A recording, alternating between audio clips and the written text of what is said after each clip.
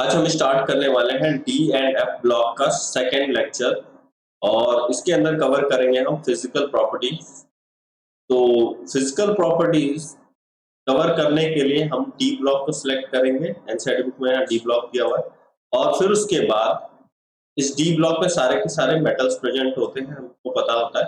ठीक है, और इस मेटल में की कुछ मेटालिक प्रॉपर्टीज यहाँ पे दे रखी है, जैसे कि high tensile strength. Tensile strength का मतलब होता है कि कोई भी अगर हम लोग वायर में ड्रॉ कर रहे हैं उसको एज अ वायर यूज करेंगे तो वो कितना ज्यादा टेंशन टॉलरेट कर पाएगा। टेंशन का मतलब हो गया कि कितनी ज्यादा पुलिंग टॉलरेट कर पाएगा। जैसे दो वायर लिया, उसको हम लोगों ने पुल किया तो वो कितना पुलिंग टॉलरेट करता है या फिर किस पुलिंग टेंशन पे वो ब्रेक कर जाता है। तो फिलहाल बात करेंगे मेटल्स की टेंसाइल स्ट्रेंथ पे। तो इसकी ये जो डी ब्लॉक के एलिमेंट्स होते हैं उनकी टेंसाइल स्ट्रेंथ बहुत ज्यादा होती है, हार्ड भी बहुत ज्यादा होते हैं, डक्टिलिटी भी बहुत अच्छी शो करते हैं, मैलिएबिलिटी भी शो करते हैं, high temperature and electric conductivity भी होती है, मेटालिक लस्टर भी बहुत अच्छा होता है। और यहाँ पे क्रिस्टल लैटिस की बात करें तो lattice structure of transition element ज्यादातर बीसीसी होता है या सीसीपी होगा या एचसीपी होगा। बीसीसी यानी body centre cubic unit cell, CCP यानी क्लोज क्यूबिक क्लोज पैकेजिंग और एचसीपी का हेक्सागोनल क्लोज पैकेजिंग। ये जो एक्स दिखा रहा है ये बता रहा है कि जो मैग्नीज है ना, ये टिपिकल क्रिस्टल लैटिस स्ट्रक्चर देता है, मैंने एक से ज्यादा दे देगा ये मैग्नीज हो गया, जिंक हो गया, कैडमियम हो गया, मरकुरी हो गया। तो ये चारों क्या करते हैं, बड़ा टिपिकल क्रिस्टल लैटिस स्ट्रक्चर देते हैं, नॉर्मल नहीं होता उनका। ठीक है, फिर हम बात करते हैं मेल्टिंग पॉइंट की। तो मेल्टिंग पॉइंट का एक पैटर्न है जो फॉलो करता है, एक्स एक्सिस पे हम एटॉमिक नंबर रख देंगे। ठीक है, एक्स एक्सिस पे हमने एटॉमिक नंबर रख दिया, फिर वाई एक्सिस पे हमने मेल्टिंग पॉइंट रख दिया। ठीक है, तो मेल्टिंग पॉइंट में हम लोग देखेंगे कि सभी एक जैसा ही ऑलमोस्ट पैटर्न फॉलो कर रहे हैं। फर्स्ट राइज करते हैं, फिर उसके बाद ड्रॉप होता है उनके मेल्टिंग पॉइंट टेम्परेचर में। ठीक, ऐसा क्यों होता है ये भी देखेंगे। और ऐसा लेकिन एक वेरिएशन आती है, एक शार्प डिप आता है, उसके बाद फिर राइज करता है। ये शार्प डिप क्यों आता है ये भी स्टडी करेंगे हम लोग। तो हम लोगों ने इलेक्ट्रॉनिक कॉन्फ़िगरेशन में पढ़ा था कि डी ऑर्बिटल्स के अंदर जो फिलिंग होती है, फर्स्ट सीरीज की बात करें तो यहाँ पे हो जाएगा 3D। अब एक इलेक्ट्रॉन यहाँ फिल करेगा, दूसरा यहाँ, तीसरा यहाँ पे, चौथा यहाँ पे एंड पांचवा यहाँ पे। ठीक है, एंड बात करें 4s की। ठीक है,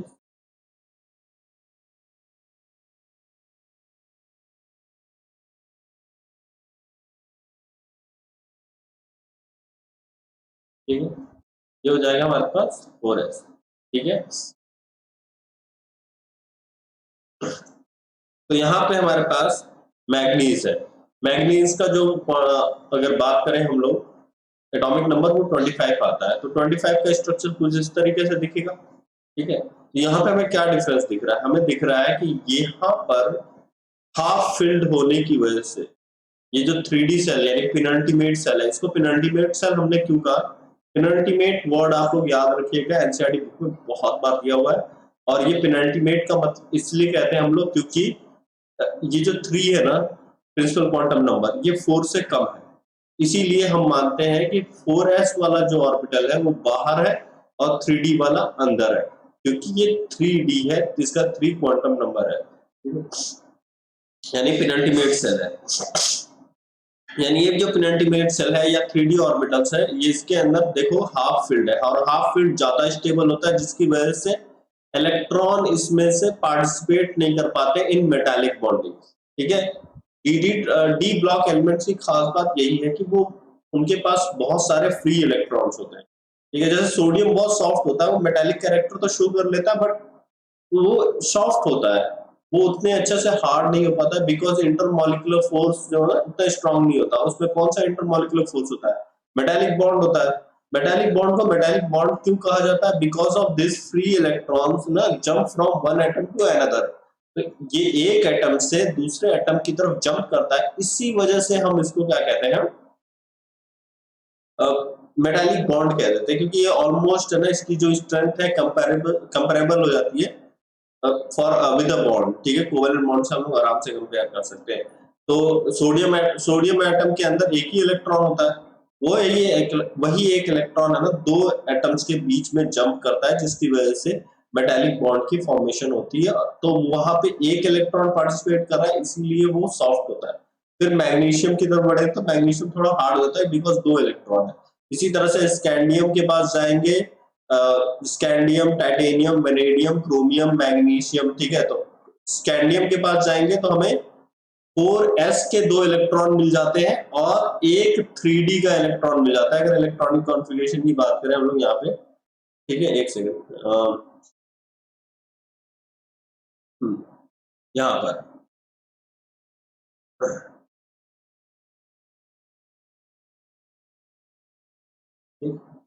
यहाँ देख सकते हैं हम लोगों ने पिछली क्लास में कवर किया था। तो यहाँ नहीं,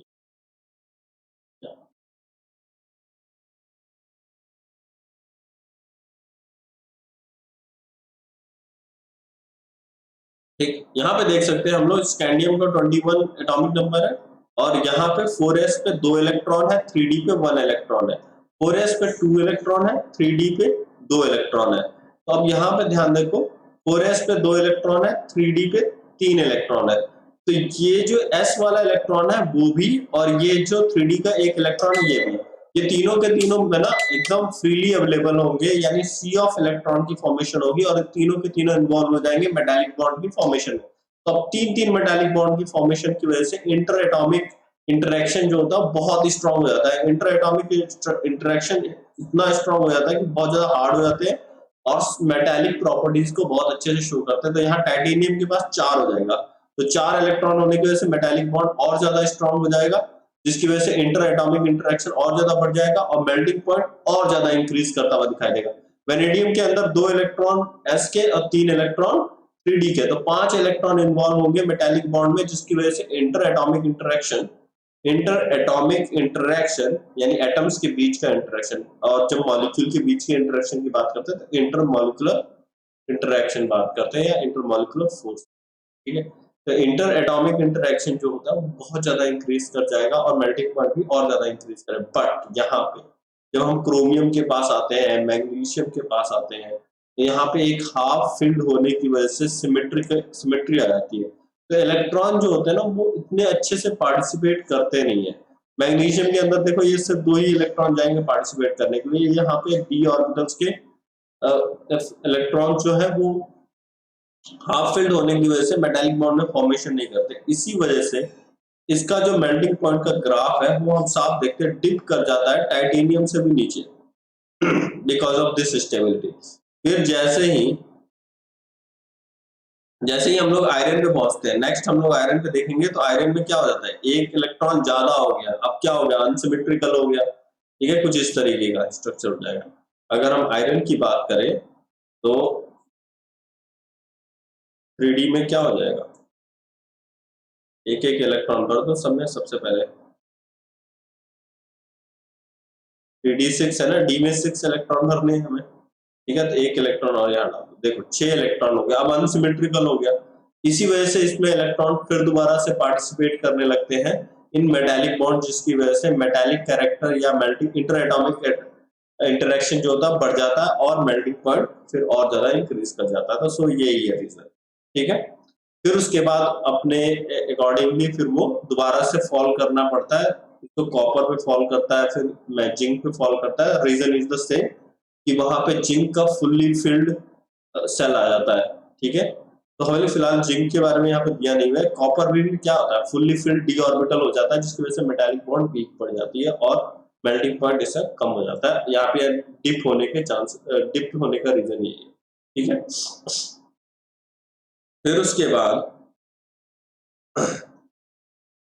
हम लोग यहाँ देख लेते हैं, ठीक है। तो यहाँ क्या लिखा हुआ है, तो ये सारी बातें वही लिखी गई है। 3d orbital, 4d orbital, 5d orbital, तो 3 सीरीज आपको दी हुई है। 6d की सीरीज नहीं की गई है, यहाँ पे ग्राफ में भी ना डिस्कस किया गया।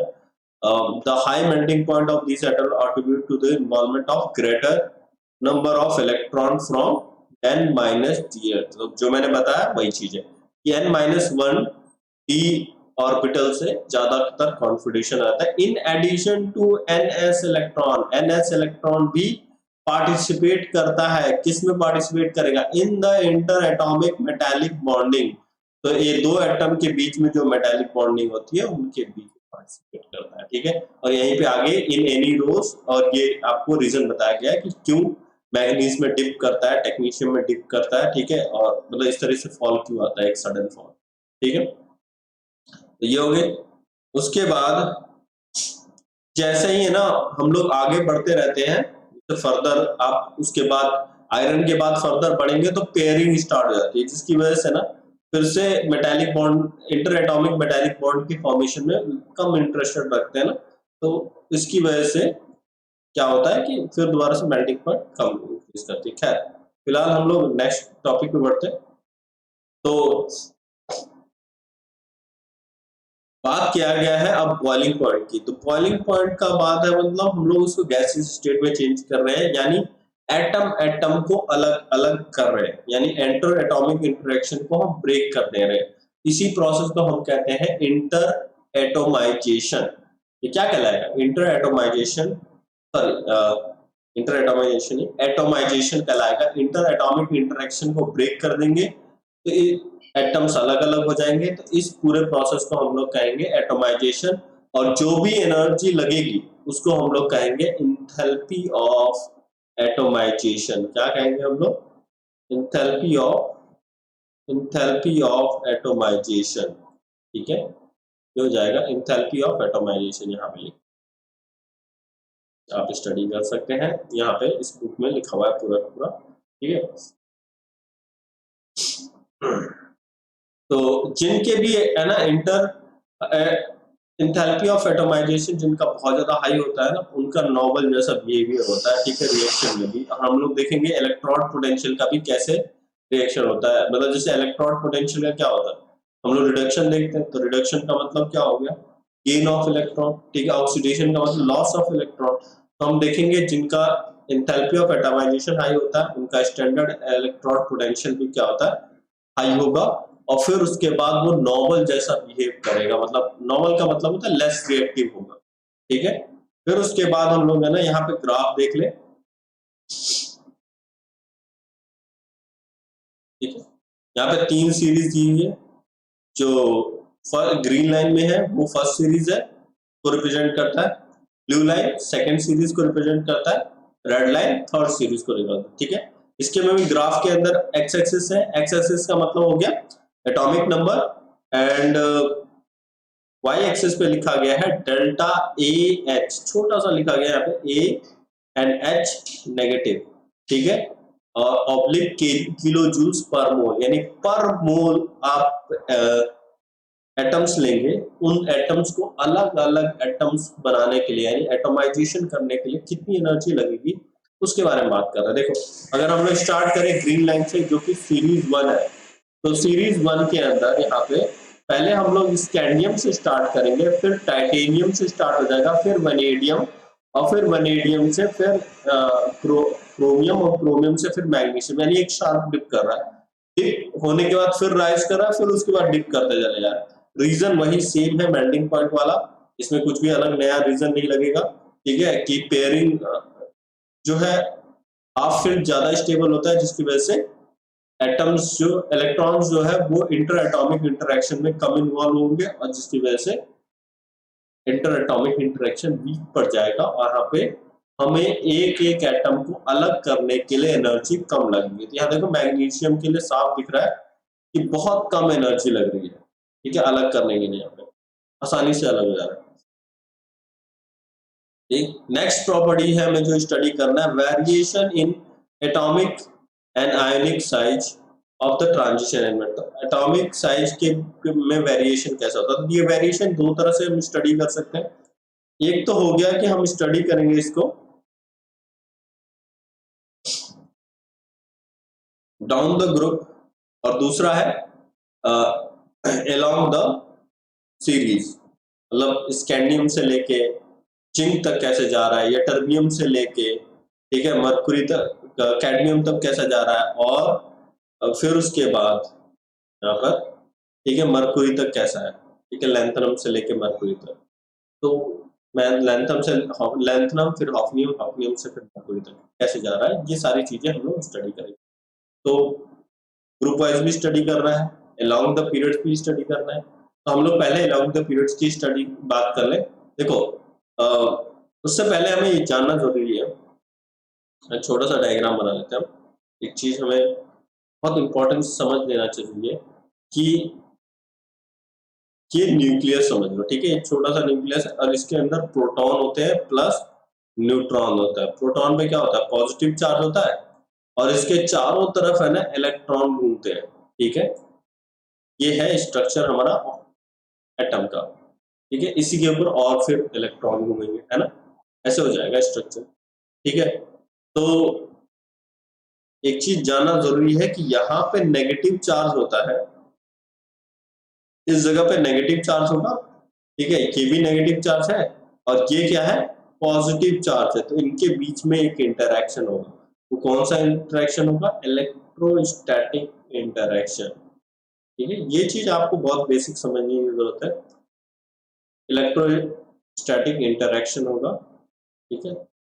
अब इससे इफेक्ट क्या पड़ेगा, जितने ज्यादा प्रोटॉन होंगे, ठीक है, उतने ज्यादा इलेक्ट्रॉन भी होंगे और जितने ज्यादा इलेक्ट्रॉन होंगे उतने ज्यादा प्रोटॉन होंगे और इनके बीच का इंटरैक्शन भी स्ट्रांग होगा। और जब इंटरेक्शन स्ट्रांग होगा तो ये क्या करेगा, पुल करेगा अपनी तरफ, ये एटम्स क्या हो जाएंगे, इस तरफ पुल होने लगेंगे, ये भी इलेक्ट्रॉन सारे, ये इलेक्ट्रॉन क्या हो जाएंगे न्यूक्लियस की तरफ पुल होने लगेंगे because of this electrostatic interaction, पास पास आने लगेंगे, तो एटम का साइज कॉन्ट्रैक्ट कर गया। लेकिन अगर यही, ठीक है, यही क्या हो, एटॉमिक नंबर कम हो जाए तो फिर इलेक्ट्रोस्टैटिक इंटरैक्शन कम हो जाएगा, तो फिर दूर दूर जाने लगेंगे, ठीक है। तो ये बेसिक सा कॉन्सेप्ट है, आपको समझ लेना है, ठीक है। अभी क्या है कि जैसे ही हम लोग सीरीज के अराउंड बढ़ते हैं, यानी जटरबियम से लेके, ठीक नहीं, जैसे स्कैंडियम से लेके जिंक तक हम लोग जाते हैं, तो स्कैंडियम से मूव ऑन करते करते करते करते जिंक पे जब हम पहुंचते हैं तो 21 एटॉमिक नंबर से लेके 30 तक पहुंच जाते हैं। यानी क्या है कि हमारे पास स्कैंडियम का, ठीक है, 21 एटॉमिक नंबर होता है और जिंक तक जब हम लास्ट में आते हैं तो इसका 30 एटॉमिक नंबर। कहने का मतलब यहाँ पे क्या है, 21 प्रोटॉन हो जाते हैं हमारे पास और यहाँ पे 21 इलेक्ट्रॉन हो जाते हैं, ठीक है। और यहाँ पे क्या हो जाएगा, 30 प्रोटॉन हो जाएगा और 30 इलेक्ट्रॉन हो जाएगा, ठीक है, सिंपल सी बात है। अब देखो ऑब्वियसली दिख रहा है प्रोटॉन बढ़ रहे हैं, इलेक्ट्रॉन भी बढ़ रहे हैं। अगर हम लोग स्कैंडियम से मूव करते हैं यहाँ पे तो प्रोटॉन भी बढ़ रहे हैं, इलेक्ट्रॉन भी बढ़ रहे हैं, इसकी वजह से इलेक्ट्रोस्टैटिक इंटरेक्शन भी बढ़ेगा तो साइज छोटा ही करेगा। तो अकॉर्डिंग टू थ्योरी क्या दिखता है कि 21 से 30 पे जाने में साइज डिक्रीज ही करेगा, पर ये डिक्रीज जो है ना, जब हाफ पे हम लोग पहुंच जाते हैं उसके बाद से ये डिक्रीज थोड़ा कम हो जाता है, मतलब उतना नहीं इंक्रीज, उतना नहीं, उस अमाउंट पे डिक्रीज नहीं करता है जितना फर्स्ट फाइव में डिक्रीज करता है एटॉमिक साइज, ठीक है।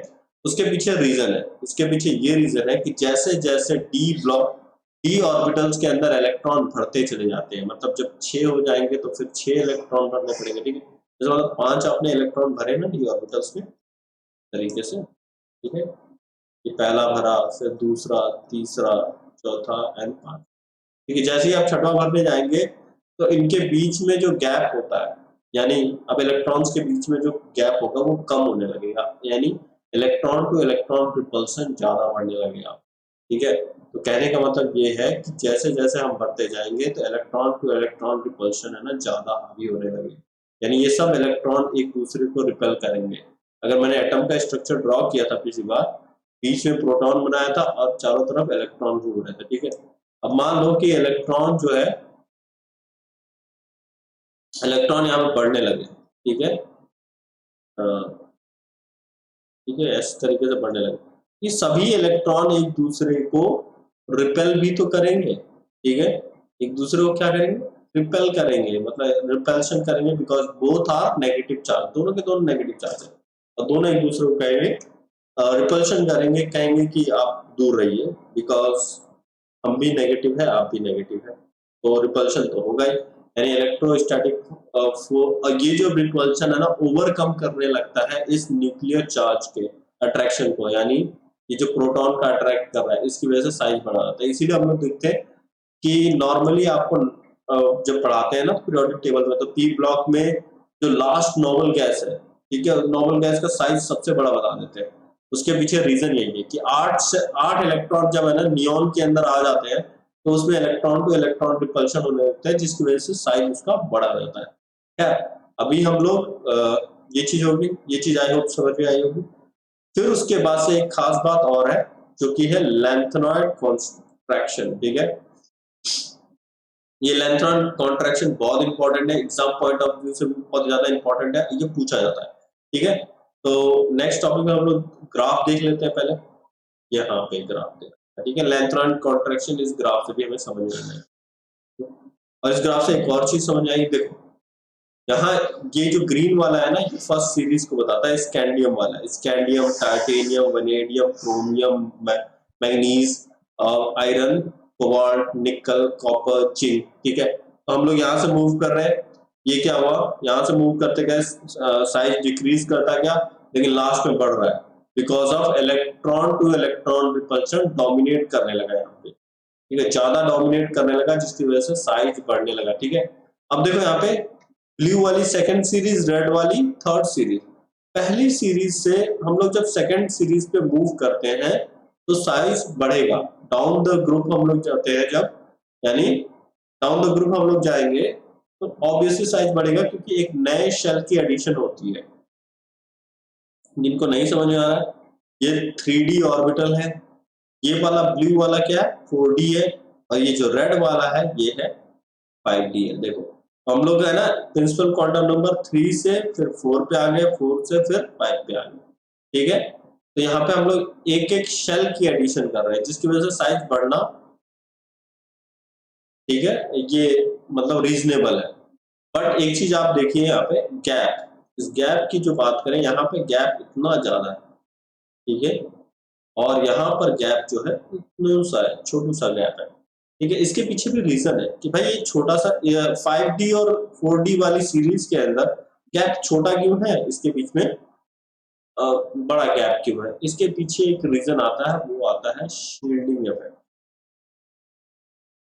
शील्डिंग इफेक्ट, ठीक है, शील्डिंग इफेक्ट, ठीक है। यहाँ पे जैसे फॉर एग्जांपल आप लोगों ने कई सारी एपिक मूवी देखी हो, एपिक मतलब जो हिस्ट्री बेस्ड होती है जिसमें ना लड़ने के लिए बो एंड एरो इस्तेमाल करते हैं, तो दुश्मन यहाँ से तीर चलाता है, ठीक है, ऐसे तीर चलाएगा, अब जिसको बचना होता है वो सामने क्या कर जाता है, एक शील्ड लगा देता है, इसकी वजह से जो सारे तीरें लगती है ना वो एकदम आके शील्ड पे जाके लग जाती है, जिसकी वजह से बच जाते हैं, ठीक है। हम लोग ऐसे लगा देते हैं बंदा 300 वाला, ये देखो, तो जिसने शील्ड लगाई ये सारी एरो जो आ रही थी ये सब रुक गई। अब देखो शील्ड की जो कैपेबिलिटी भी होती है ना वो अलग होती है, स्टील का बनाओगे तो सारी एरो को रोक लेगा, ठीक है, और अगर लकड़ी की लगाओगे तो वो एरो को शायद ना रोक पाए, कुछ एरो को रोक ले, ठीक है, और अगर कागज की लेके जाओगे शील्ड तो वो तो बिल्कुल नहीं रोक पाएगा। तो अलग अलग मटेरियल्स की अलग अलग शील्डिंग इफेक्ट होती है। वैसे ही है ना हमारे पास है orbital s p d f, ठीक है, इनकी भी शील्डिंग अलग अलग होती है, लेकिन क्वेश्चन राइज होता है ये शील्ड करते क्या है, मतलब किस चीज को शील्ड कर, यहाँ तो इस बंदे ने एरो को शील्ड किया, इस ये लोग क्या करते हैं, ये एक्चुअली में न्यूक्लियर अट्रैक्शन, जो न्यूक्लियर चार्ज होता है उसको हम शील्ड करते हैं। न्यूक्लियर चार्ज यानी प्रोटॉन की थ्रू से, यानी प्रोटॉन की तरफ से जो पुलिंग होती है, ठीक है, ये प्रोटॉन जो होता है पॉजिटिव चार्ज, ये इलेक्ट्रॉन को पुल करता है ना, जब पुल करेगा तो इसके अट्रैक्शन को ब्लॉक कर देने की जो कैपेबिलिटी होती है सबसे ज्यादा एस में होती है, उससे कम, सबसे ज्यादा एस में होती है, फिर उससे कम पी में होती है, और उससे कम बी में होती है, और उससे कम एफ में होती है, ठीक है। तो होता क्या है 3D 4D तक तो ठीक है, लेकिन 5D के अंदर एक 4F आ जाता है, ठीक। अब ये 4F की शील्डिंग इफेक्ट एकदम खराब, ठीक है, ऐसा समझ लो इस बंदे के पास कागज के शील्ड है, अब तीरें आके लग रही है, ठीक है, पूरी आके इसी को लग जाएंगे धीरे, ठीक है, ये एकदम पेनिट्रेट कर जाएगा और एक खत्म, ठीक है। तो ये शील्डिंग इफेक्ट 4f की बहुत खराब होती है, न्यूक्लियस सीधा अट्रैक्ट कर लेता है इन सब इलेक्ट्रॉन को, इसी वजह से इनका साइज भले सेल बढ़ जाता है, डिस्टेंस भी सेल बढ़ जाता है, बट डिस्टेंस इंक्रीज नहीं होती, बिकॉज ज्यादा इंक्रीज नहीं करती, because of this poor shielding of 4f orbital. 4f है ना, बिल्कुल भी न्यूक्लियर चार्ज को शील्ड नहीं कर पाता, जिसकी वजह से एटॉमिक साइज जो है, एटॉमिक रेडियस जो है वो इंक्रीज तो करता है, बट उतना ज्यादा नहीं इंक्रीज करता है जितना हम मूव करते हैं थर्ड सीरीज से लेके फोर्थ सीरीज के बीच में। यहाँ पे देखो बहुत बड़ा गैप है और यहाँ छोटा सा गैप है, यहाँ छोटा सा गैप और रीजन बता दिया, ठीक है। यही पूछता है, ये आपको बताना पड़ेगा, ठीक है, और ये चीज याद रखनी पड़ेगी क्योंकि बहुत जगह हम लोग यूज करने वाले हैं, ठीक है। और क्योंकि ये कॉन्ट्रैक्ट हो चुका है, अब जो 5d के सीरीज के जितने एटम है वो क्या कर जाएंगे, कॉन्ट्रैक्ट कर जाएंगे, और ये कॉन्ट्रैक्ट है ना क्या कहलाता है, लेंथेनॉइड कॉन्ट्रैक्शन। तो क्या कहते हैं हम लोग, लेंथेनॉइड कॉन्ट्रैक्शन, ठीक है, यही कहलाता है लेंथेनॉइड कॉन्ट्रैक्शन। आई होप समझ में आया होगा, ठीक है। तो हम लोग आगे बढ़े, ये सारी बातें यहाँ पे बताई होगी, देखिए यहाँ पे, however the shielding effect of one 4f orbital by another is less than one d orbital by another. As the nuclear charge increases along the series, there is fairly regular decrease in the size of 4fn, ठीक है। यहाँ पे एक बहुत ज्यादा, ठीक है, regular decrease आता है 4fn के साइज पे, because of the less shielding effect, जिसकी वजह से इसको हम लोग क्या कहते हैं, लेंथेनॉइड कॉन्ट्रैक्शन, ठीक है। यहाँ पे एक और चीज खास बात है, हाँ, यहाँ आयंस वाली डिस्कशन करनी थी, ठीक है। आयनाइजेशन एंथैल्पी की भी डिस्कशन करनी थी। यहाँ देखो, आयनाइजेशन एंथैल्पी क्या होती है, मतलब amount of energy required to remove 1 mole of electron from one mole of gaseous atom, ठीक है। एटम्स इन गैसियस स्टेट, मतलब आपके जो एटम्स होने चाहिए वो पहली बात तो गैसियस स्टेट में होनी चाहिए, और जब गैसियस स्टेट में पहुंच जाए तब कितनी एनर्जी लगेगी उसमें से एक इलेक्ट्रॉन को निकालने के लिए, ठीक है। उसे हम लोग कहते हैं आयोनाइजेशन एंथैल्पी। तो आयोनाइजेशन एंथैल्पी पहली बार जो यहाँ पे M से लेके M2 पॉजिटिव बनाया है ना, या M पॉजिटिव बनाएगा जो, यानी M से M पॉजिटिव बनेगा तो पहला आयोनाइजेशन एंथैल्पी कहलाएगा, और इसके अंदर है ना बहुत कम एनर्जी निकलती है, लेकिन जैसे ही दूसरा आता है वो ज्यादा लगेगी, लेकिन कुछ जगहों पे जैसे कि फॉर एग्जांपल आयरन में हम लोग देख लेते हैं, यहाँ पे आयरन में दिखेगा नहीं शायद आप, शायद हाँ 26 है ना, देखो यहाँ पे 26 है ना यहाँ पे, तो आयरन में Mn2 पॉजिटिव, यहाँ रेडियस दिखा रखा है इसने, डाल दो,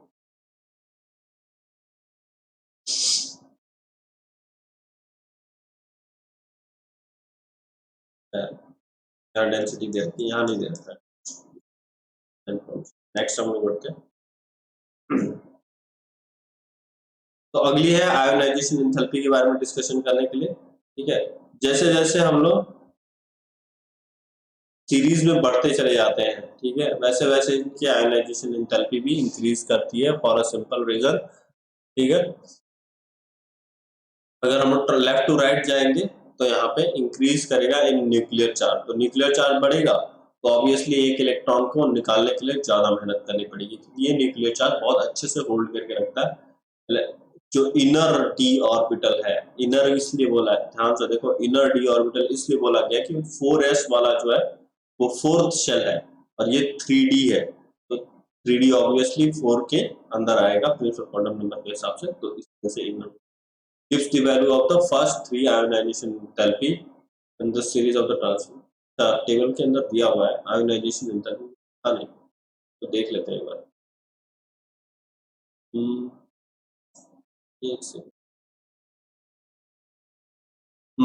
ये रही एनर्जी जो दिखी नहीं थी, एक ये है, यहाँ पे आयोनाइजेशन एंथैल्पी दी है डेल्टा आई, आपको delta I, delta I H दिख रहा होगा, ठीक है। ये फर्स्ट सीरीज है, ये सेकंड सीरीज है, ये थर्ड सीरीज है। तो हम लोग देख रहे हैं पहला क्या है, मैं इसको थोड़ा सा इसे छोटा कर देते हैं, रीजन क्या है हो जाएगा, एक ही पेज। नाउ यहाँ से हम लोग फर्स्ट सीरीज में देखो 631 है स्कैंडियम के लिए पहला आयोनाइजेशन एंथैल्पी, दूसरा 656 है, तीसरा 650 है, चौथा 653 है, फिर पांचवा 713 है, यानी 25 के लिए 25 के लिए यहाँ देखने के लिए बात है कि बहुत ज्यादा शार्प इंक्रीज किया है यहाँ पे, ठीक है। वो इसलिए क्योंकि ये मैग्नीज है, मैग्नीज को आपको बता चुका हूं कि यहाँ पे हाफ फिल्ड डी ऑर्बिटल होगा, जिसकी वजह से ये पहला आयोनाइजेशन एंथैल्पी बहुत ज्यादा हाई होता है। और ध्यान रहे पहला जो इलेक्ट्रॉन निकल रहा है वो कहां से निकलेगा, एस ऑर्बिटल से निकलेगा, डी ऑर्बिटल से नहीं निकलेगा, ठीक है। फिर उसके बाद 762, ठीक है, इसमें भी इंक्रीज हुआ है, ठीक है। अब इसके बाद यहाँ हो जाएगा 758 डिक्रीज करना स्टार्ट कर गया, ठीक है। 736 कि electron two electron repulsion increase करने लगा, तो अब इलेक्ट्रॉन को निकालने में ज्यादा आसानी होगी। बट फिर अगेन यहाँ पे एक मैग्निफिसेंट ग्रोथ दिखता है हमें, बहुत ज्यादा अमाउंट में आयोनाइजेशन एंथैल्पी की ग्रोथ दिखती है in zinc because of fully filled d orbital, और जिसकी वजह से बहुत ज्यादा स्टेबल हो जाता है ये, 4s से भी इलेक्ट्रॉन नहीं निकलता है और 3s से भी नहीं निकलता है, ठीक है। फिर उसके बाद हम लोग आते हैं सेकेंड वाली आयोनाइजेशन एंथैल्पी में, तो इसमें भी देखेंगे कि साफ इंक्रीज होता हुआ दिखाई दे रहा है हमें।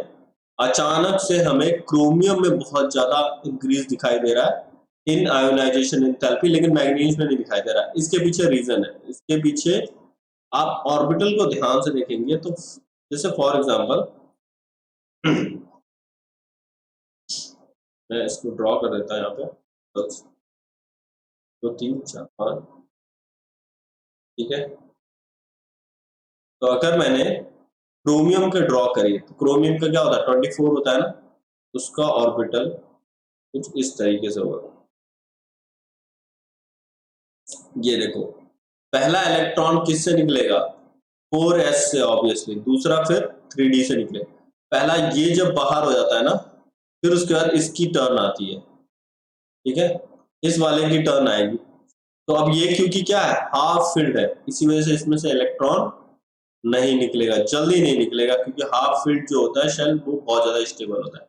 इसी वजह से क्रोमियम की बहुत ज्यादा एक शार्प इंक्रीज आती है इन सेकेंड आयोनाइजेशन एंथैल्पी, दूसरी आयोनाइजेशन एंथैल्पी। और मैग्नीज में कोई फर्क नहीं पड़ता, क्योंकि मैग्नीज का ऑलरेडी एक इलेक्ट्रॉन निकल चुका है, ठीक है। अब उसके बाद है ना वो दूसरा तीसरा इलेक्ट्रॉन निकलेगा, तो उतना ज्यादा इंक्रीज नहीं मिलता है, ठीक है, यहाँ उससे कम ही आता है। फिर उसके बाद दिया जाएगा 1561 एंड सो ऑन इंक्रीज करता जाएगा। एंड क्योंकि जिंक से आप एक इलेक्ट्रॉन निकाल चुके हैं, इसीलिए ये भी अनस्टेबल होगा। बट कॉपर के अंदर केस कैसा बनेगा, कुछ इस तरीके का बनेगा,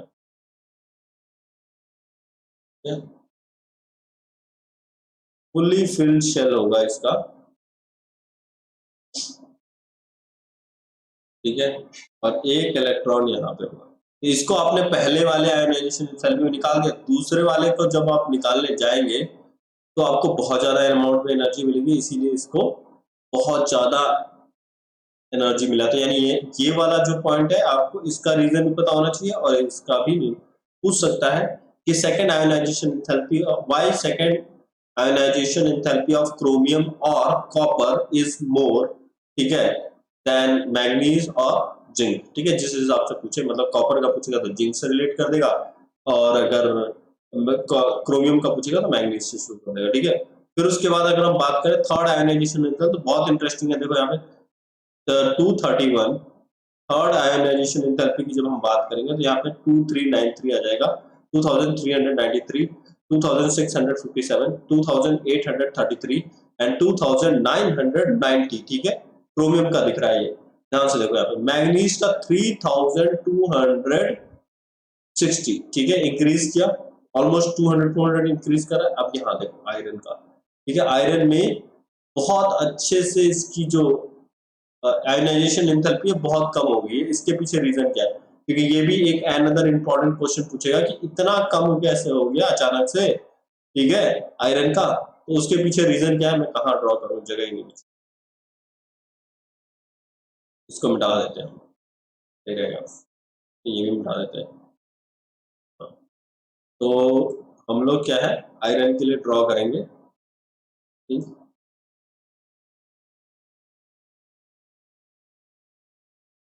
आयरन में पहले आ जाएगा 4s2 एंड देन 26 होता है ना, तो 5 ये हो जाएगा एंड एक और रख गए। अब देखो फर्स्ट आयनाइजेशन एंथैल्पी में आपने क्या किया, इस इलेक्ट्रॉन को बाहर निकाल दिया, ठीक है, ये वाला इलेक्ट्रॉन आपने बाहर निकाला, इसको मैं इरेज कर देता हूँ, ठीक है, ये आपने निकाल दिया बाहर इसमें तब ये बन गया क्या, Fe पॉजिटिव बन गया, ठीक है। अब मान लो कि आपने एक और इलेक्ट्रॉन निकाल दिया, ठीक है, ये वाला फिर से इलेक्ट्रॉन निकाल दिया, अब ये बन जाएगा Fe2 पॉजिटिव, ठीक है।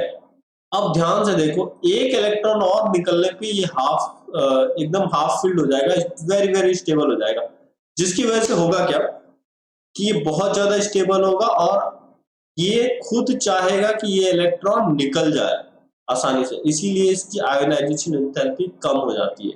तो अगर अब एक और इलेक्ट्रॉन निकालना है मुझे, यानी अब मैं इसको बनाना चाहता हूँ 3 पॉजिटिव, यानी इसको निकालना चाहता हूँ, निकाल के बनाना चाहूंगा 3 पॉजिटिव, तो मुझे ये एक इलेक्ट्रॉन निकल रहा है। अब देखो हाफ फिल्ड हो गया एकदम, ध्यान से आपको दिख रहा होगा, ये एक इलेक्ट्रॉन 5 इलेक्ट्रॉन है 3D के अंदर, 4s के अंदर एक भी नहीं है, तो ये हाफ फिल्ड हो गया, ज्यादा स्टेबल है, इसीलिए Fe3 पॉजिटिव बहुत ज्यादा स्टेबल होता है, और इसकी जो आयोनाइजेशन एंथैल्पी है वो थोड़ी कम लग रही है बिकॉज ऑफ दिस, ठीक है, ठीक है। तो यहाँ पे हम लोगों की एक्सप्लेनेशन है, तो आपको 3 चीजें जरूर पूछ सकता है, एक ये और एक ये, और एक और आप जो ऐड कर लीजिए ये पॉइंट, ठीक है, ये और ये पॉइंट। तो आप आयोनाइजेशन एंथैल्पी के बेसिस पे यहीं पे क्वेश्चन बनते हैं, और ज्यादा इधर उधर नहीं पूछता, आपकी किस्मत खराब होगी तो पूछ सकता है, ठीक है, बट अदरवाइज इन्हीं सब ये जो 5 आयोनाइजेशन एंथैल्पी है ना, यही पॉइंट है जहाँ पे क्वेश्चन बनते हैं अच्छे खासे, ठीक है। तो हम लोग आयोनाइजेशन एंथैल्पी देख ही चुके हैं, ठीक है। तो उसके बाद यहाँ पे आयोनाइजेशन एंथैल्पी वही सारी चीजें एक्सप्लेन की है जो मैंने बताई है आपको, आई होप समझ में आया होगा। ये टॉपिक हम लोग यही खत्म करते हैं, ठीक है। ये सारी बातें जो हम लोगों ने बात की थी, Mn2 पॉजिटिव, Fe3 पॉजिटिव बहुत ज्यादा स्टेबल होता है क्योंकि वो 3D5 कॉन्फ़िगरेशन को अटेन कर पाता है, वो सारी बातें हम लोगों ने वहीं पे कर ली है, वही सब एक्सप्लेन किया गया है यहाँ पे, तो आप लोग इस बात को ध्यान रखिएगा, एनसीईआरटी में बहुत अच्छे से आपको एक्सप्लेन किया गया। नेक्स्ट हमारे पास है क्रोमियम की भी बात हम लोग कर चुके हैं, ठीक है। इसी तरह से Fe2 पॉजिटिव में भी बात किया गया था। एंड नेक्स्ट टॉपिक जो है वो ऑक्सीडेशन स्टेट का है, तो ऑक्सीडेशन, अभी ये वीडियो बहुत लंबी हो जाएगी इसीलिए यहीं पे खत्म करते हैं, नेक्स्ट टॉपिक पे हम स्टार्ट करेंगे, नेक्स्ट पार्ट के अंदर स्टार्ट करेंगे oxidation state, and thank you.